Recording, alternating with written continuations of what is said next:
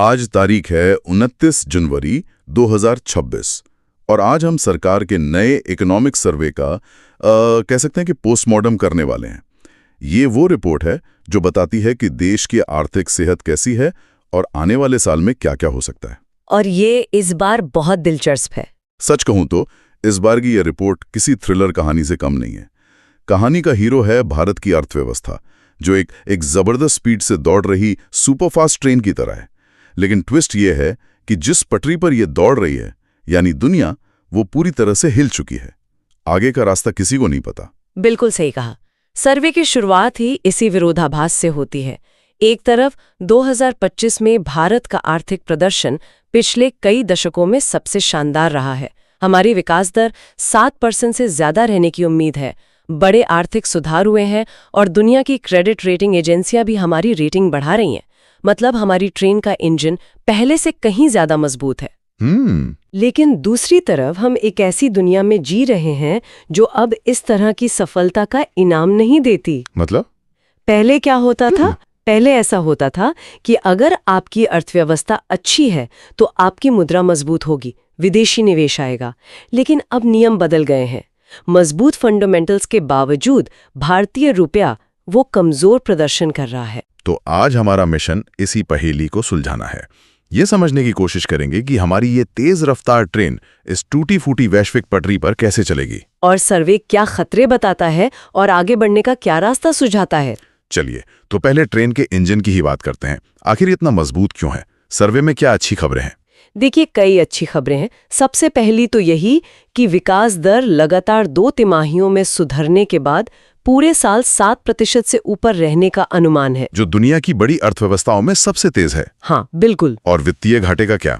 ये शब्द हम सुनते तो बहुत हैं, पर इसका आसान मतलब क्या है? इसे घर के बजट की तरह समझिए। अगर आपकी कमाई 100 रुपए है और खर्चा 110 रुपए, तो 10 रुपए का घाटा है। ठीक है। देश के स्तर पर इसे ही वित्तीय घाटा या फिस्कल डेफिसिट कहते हैं। अच्छी खबर यह है कि कोरोना के समय FY21 में ये घाटा 9.2% तक पहुंच गया था, जो अब FY26 के लिए 4.4% के लक्ष्य की ओर बढ़ रहा है। मतलब सरकार अपनी चादर से ज्यादा पैर नहीं पसार रही। एक बहुत बड़ा सकारात्मक संकेत है। बहुत बड़ा। और क्रेडिट रेटिंग्स का भी जिक्र हुआ था। S&P ने लगभग 2 दशकों में पहली बार हमारी रेटिंग बढ़ाई। इसका क्या असर होता है? इसका सीधा मतलब है कि दुनिया के बड़े निवेशक अब भारत को एक ज्यादा सुरक्षित और भरोसेमंद जगह मान रहे हैं। जब आपकी क्रेडिट रेटिंग अच्छी होती है तो आपको दुनिया से कम ब्याज पर उधार मिलता है। अच्छा। और इन सबके ऊपर कुछ बहुत बड़े सुधार हुए हैं।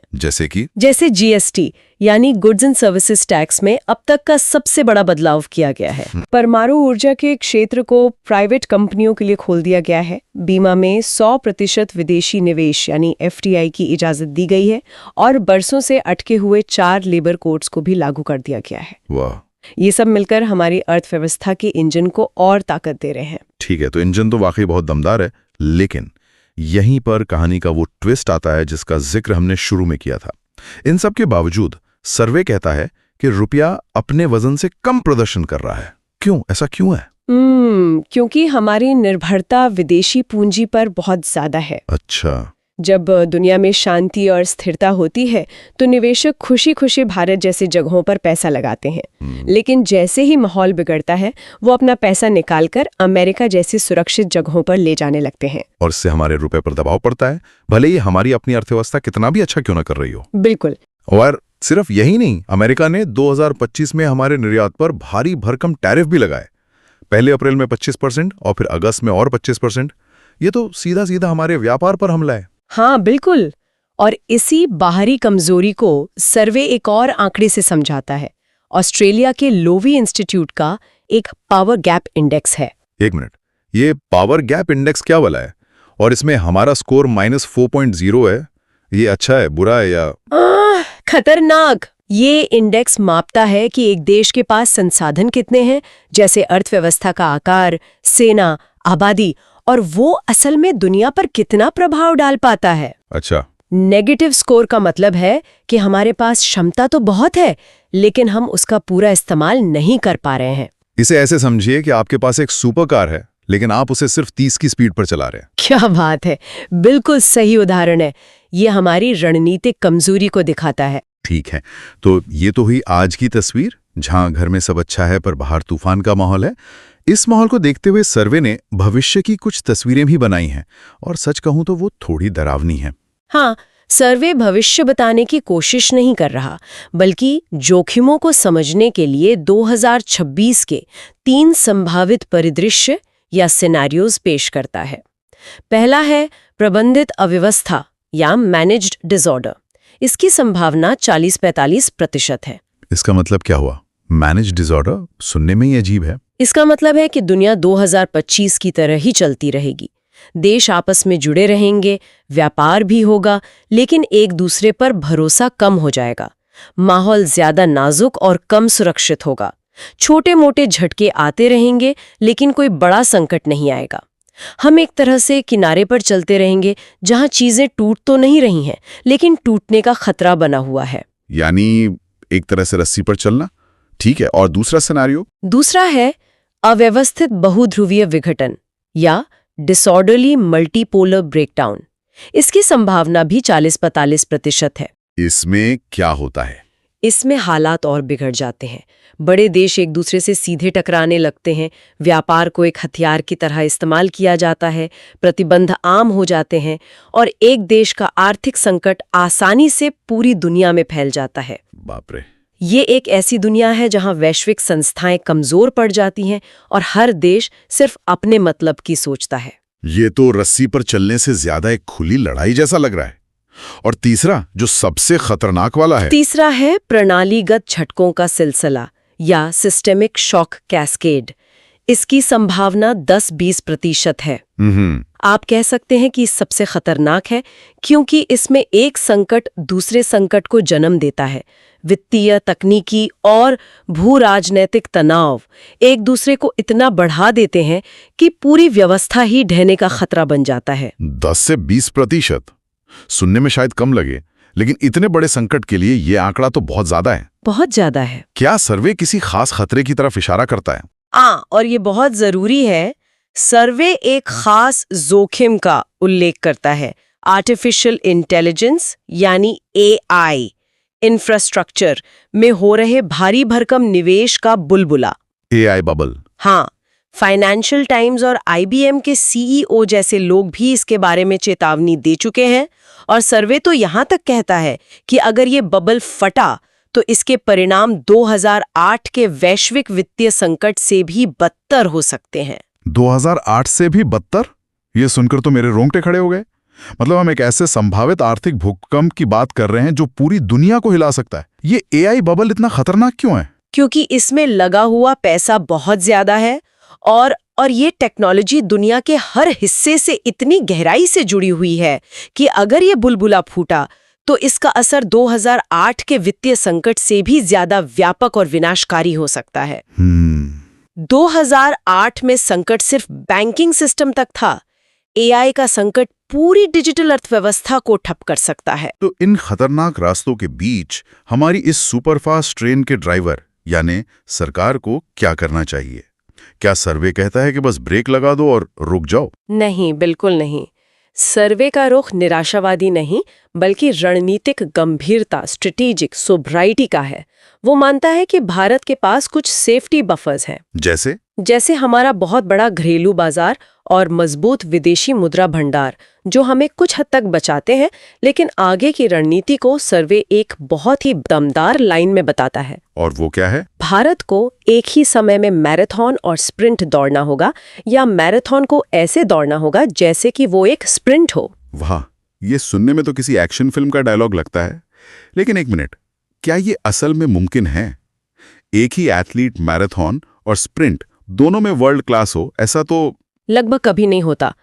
क्या हम खुद से कुछ ज्यादा ही उम्मीद नहीं कर रहे हैं? आपका सवाल बहुत अच्छा है, और नहीं, इसका मतलब ये नहीं है कि हमें असंभव काम करना है। इसका मतलब है कि हमें एक ही समय में 2 अलग-अलग मानसिकता के साथ काम करना होगा। मैराथन का मतलब है लंबी अवधि के लक्ष्य, जैसे इंफ्रास्ट्रक्चर बनाना, शिक्षा और स्वास्थ्य को बेहतर करना, मैन्युफैक्चरिंग को मजबूत करना। ये वो काम है जिनका फल सालों बाद मिलता है। और स्प्रिंट का मतलब है बाहरी झटकों को सहने और तुरंत प्रतिक्रिया देने की क्षमता। अच्छा। जैसे अगर अचानक विदेशी निवेश आना बंद हो जाए या कोई देश हम पर व्यापारिक प्रतिबंध लगा दे तो हम उससे कैसे निपटेंगे। तो रणनीति ये है कि लंबी दौड़ की तैयारी करते हुए भी हमें इतना फुर्तीला होना होगा कि अचानक आने वाले किसी भी छोटे मोटे संकट से निपट सकें। मतलब आप सिर्फ भविष्य का सोचकर आज के खतरों का नजरअंदाज नहीं कर सकते। एग्जैक्टली। तो ये दोहरी रणनीति है, एक ही समय में दो अलग अलग किरदार निभाना। और इसे करने के लिए सर्वे क्या कोई खास तरीका सुझाता है? हाँ, इसके लिए एक बहुत महत्वपूर्ण विचार सामने रखा गया है, उद्यमी राज्य या एंटरप्राइजल स्टेट की अवधारणा को अपनाना। उद्यमी राज्य, एंटरप्रेन्योरल स्टेट, ये सुनने में थोड़ा खतरनाक नहीं लगता? मतलब सरकार को एक स्टार्टअप की तरह फुर्तीला होना चाहिए, ये तो ठीक है, लेकिन स्टार्टअप्स तो फेल भी बहुत होते हैं। क्या हम सरकारी मशीनरी को इतना जोखिम लेने की इजाजत दे सकते हैं जहां करोड़ों लोगों की जिंदगी दांव पर हो? देखिए, यहाँ उद्यमी होने का मतलब आंख बंद करके जोखिम लेना नहीं है। इसका मतलब है मानसिकता में बदलाव। पारंपरिक सरकारें जोखिम से बचती हैं, एक उद्यमी राज्य जोखिम का प्रबंधन करता है। वो नए नए प्रयोग करता है, अपनी गलतियों से सीखता है और लगातार खुद को सुधारता है।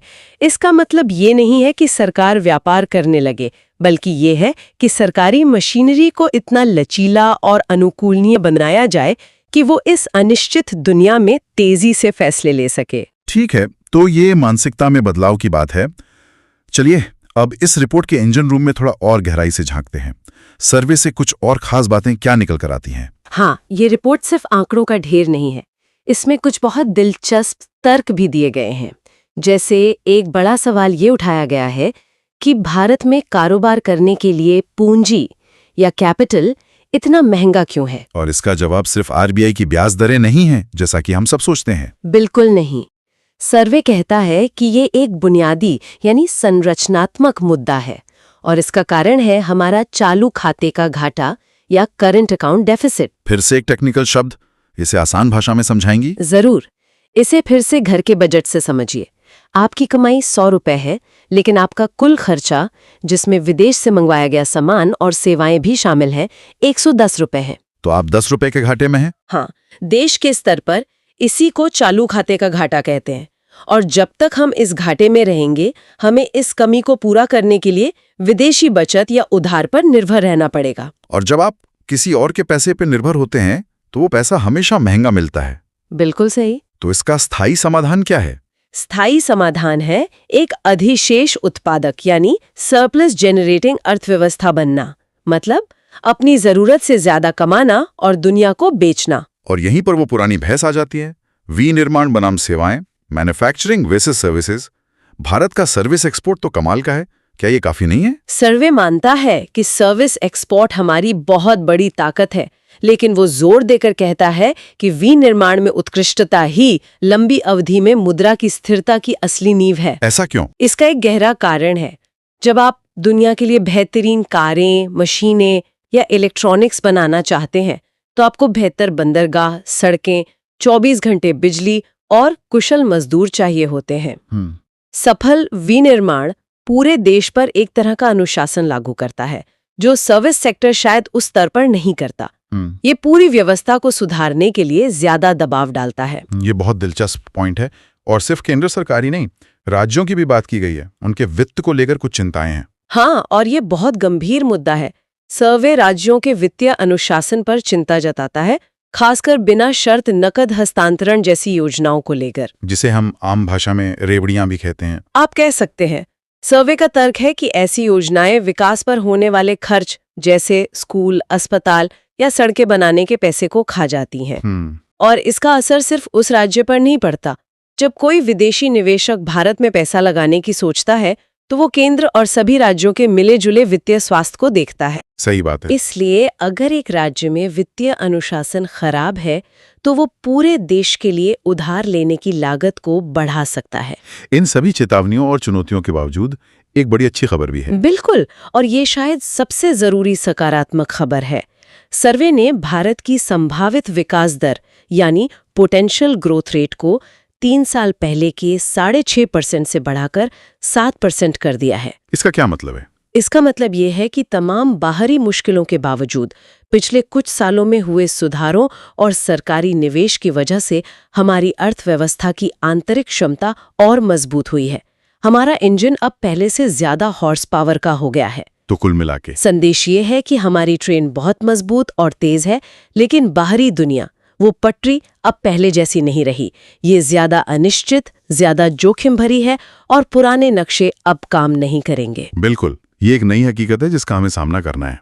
और सर्वे का अंत किसी आंकड़े या ग्राफ से नहीं, बल्कि कठोपनिषद के एक बहुत ही गहरे विचार के साथ होता है। ये दिलचस्प है, एक आर्थिक दस्तावेज का अंत एक दार्शनिक विचार से। हाँ, लेकिन ये बहुत व्यवहारिक है। उपनिषद हमें याद दिलाता है कि जीवन में हर पल हमारे सामने दो रास्ते होते हैं। श्रेय यानी वो जो स्थायी रूप से भला करे, जो शायद मुश्किल हो, और प्रेय यानी वो जो तुरंत सुख दे, जो शायद आसान हो। बिल्कुल। तो सोचने के लिए अंतिम विचार ये है, इस नई और अनिश्चित दुनिया में एक राष्ट्र के रूप में सरकार से लेकर कंपनियों तक और हम नागरिकों तक, हम लगातार आसान अल्पकालीन प्रेय के बजाय कठिन दीर्घकालीन श्रेय का मार्ग कैसे चुन सकते हैं? शायद यही इस आर्थिक सर्वेक्षण का सबसे बड़ा और सबसे जरूरी सवाल है।